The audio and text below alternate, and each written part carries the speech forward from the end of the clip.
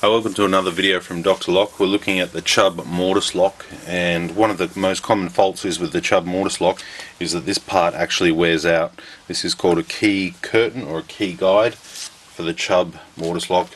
All the Chubb locks are listed on our website that this part actually fits. There is different types of these that do fit other locks. We're going to try and list them all, but for now we just have this one listed. I'm going to show you how to replace it, and I'm also going to explain to you quickly what it does. The first place to check for wear is around this very fine little edge up the top here. If you can see this little edge here, it is very small, about 2 mil.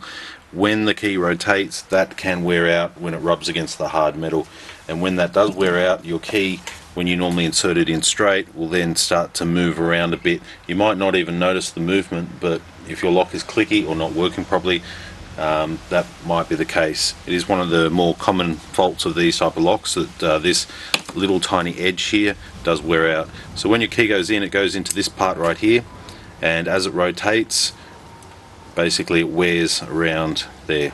So that's what this part does. It keeps it in straight and stops it from moving around, and once they wear out, your key moves around and it stops working. To know whether or not you have a Chubb lock, generally speaking, you can look at some of the keys. All the key head shapes are generally like that, and they are a brass key. To replace it, okay, this is just an example lock. It's quite a dirty old lock, just for this example. It does fit, this particular part does fit 4 different Chubb locks, so they're listed on our website there. I'll quickly show you how to replace this part.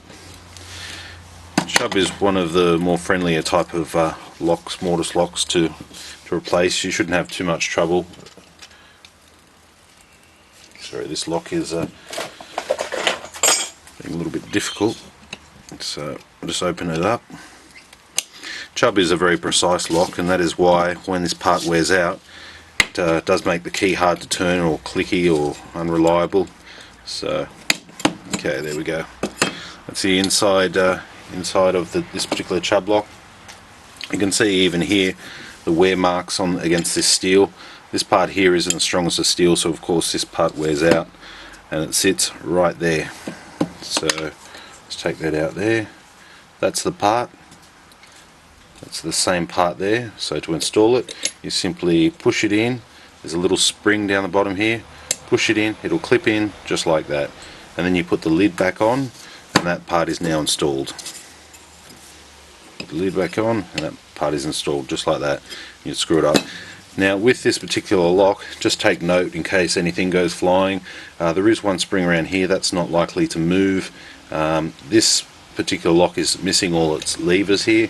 They generally aren't too much of a worry. They won't fly out at you.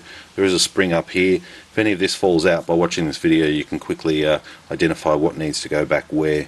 So with these levers, they would normally be sprung around here, and they would sit around here.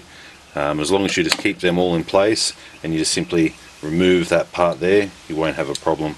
If your levers, which are the brass parts here, if they are in your way, you can simply take them out one by one and place them in order.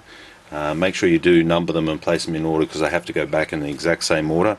If they don't, your lock won't work correctly with your key.